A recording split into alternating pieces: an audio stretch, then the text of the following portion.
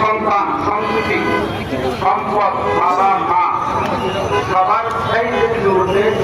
আমাদের মধ্যে নবীর মহাব্বত না থাকে তাহলে আমরা ইমানওয়ালা হতে ইমানওয়ালা হওয়ার ক্ষেত্রে যে নবীর মহাব্বত